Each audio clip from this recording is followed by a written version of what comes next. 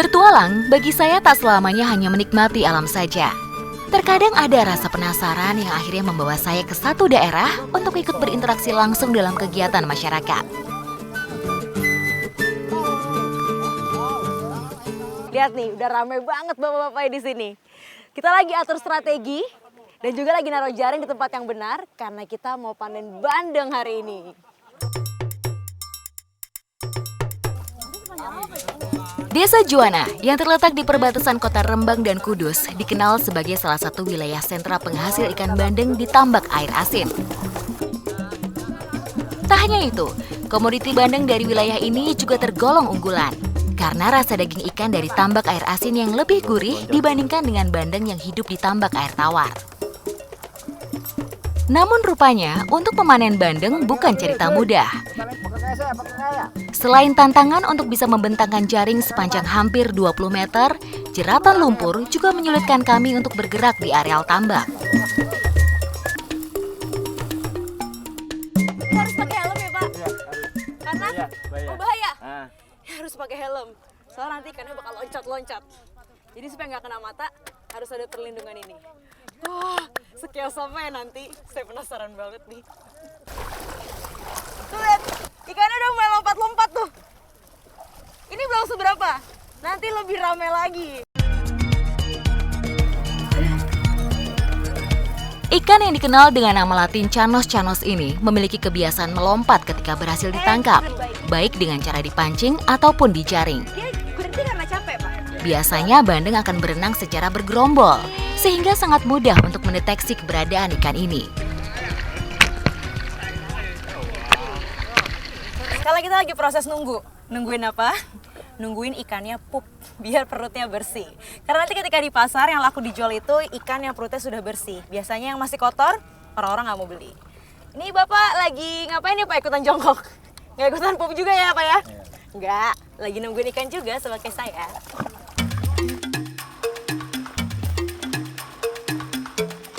Sebenarnya secara teori, waktu yang paling ideal untuk memanen bandeng adalah pada saat air laut mengalami pasang tertinggi.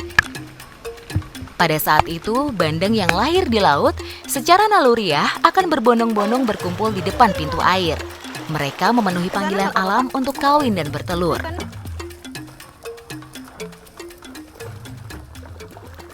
Jadi kita tahu ikannya udah selesai pup atau belum? Kalau lompatnya semakin tinggi tuh. Kalau lompatnya udah tinggi banget, berarti pupnya udah selesai. Udah siap buat dijaring. Ikannya udah makin kuat. Sakit kalau ketabrak ikan bandeng ternyata ya. Harus makin tinggi jaringnya. Karena kalau enggak dia kuat lompat keluar jaring.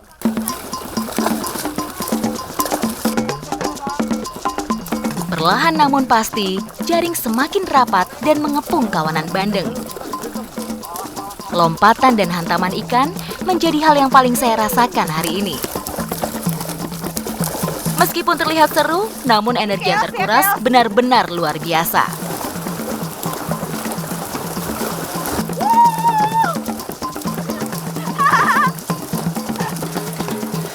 Ini rasanya kayak fish paw, tapi bukan cuma di kaki, seluruh badan. Aduh. Setelah proses pengepungan untuk dipanen, satu persatu ikan mulai diperiksa. Bagian ini adalah tahap sortir pertama sebelum ikan dinaikkan dari area tambak.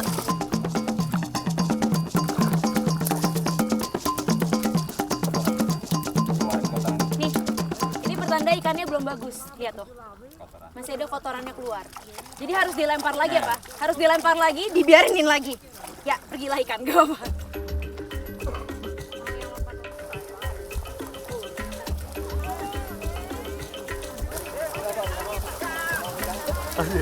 Ini yang saya injak udah bukan lumpur lagi, tapi ikan bandeng. Wah, saya nggak tahu ini berapa banyak. Udah pasti ini banyak banget. Lihat tuh. Lihat tuh. Masuk kantong semuanya. Ramai banget ikan bandengnya. Mau dimasukin ke sana. Ini udah bagus. Ketika ikan yang terjaring semakin banyak dan sudah tidak bisa dikendalikan, Kini saatnya untuk keluar dan menyerahkan kepada ahlinya.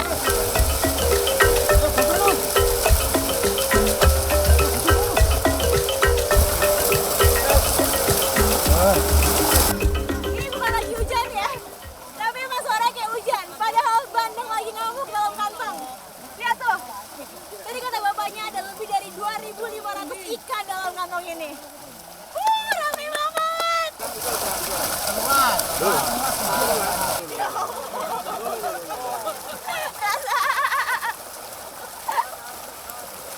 Ini kayak lagi pijat gratis, tapi sama ikan dipijatnya. Enak. Ikan bandeng yang lebih dikenal sebagai panganan nikmat di Asia Tenggara ini memiliki 2 tempat di sepanjang hidupnya. Bandeng dewasa akan pergi ke laut dalam untuk memijah, sedangkan koloni bandeng muda akan mudah ditemui dan hidup di daerah pesisir. Seperti area bakau, sungai, bahkan hingga ke wilayah dangkal air tawar. Ini ikan bandengnya. Bedanya ikan bandeng yang ditambak air tawar sama asin, ini nih kulitnya. Kalau tambak air asin, kulitnya warna silver seperti ini dan lebih keras. Kalau tambak air tawar, warnanya hitam keruh. Siap buat dijual dan dimasak pastinya.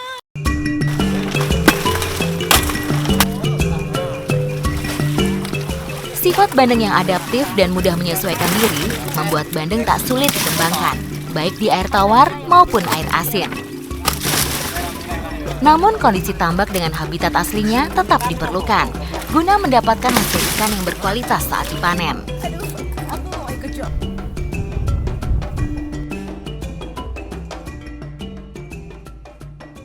Kolamnya kelihatannya keruh, tapi sebenarnya ini yang paling sesuai untuk tambak bandeng ikan asin ya. Dan tambak di sini tuh dibuat seperti habitat aslinya. Di sana yang lebih dalam itu untuk ikan bandengnya tidur. Dalam kamus kuliner berbahan ikan bandeng, sering didengar tentang kondisi daging bandeng yang berbau lumpur. Penyebab gejala berlumpur ini sebenarnya adalah pertumbuhan cendawan Actimonicetes dan juga ganggang biru Oscillatoria tenuis. Kedua pengganggu ini tumbuh karena kadar keasinan air tambak yang berkurang. Cendawan dan ganggang ini jika termakan oleh bandeng, maka menyebabkan ikan berbau lumpur.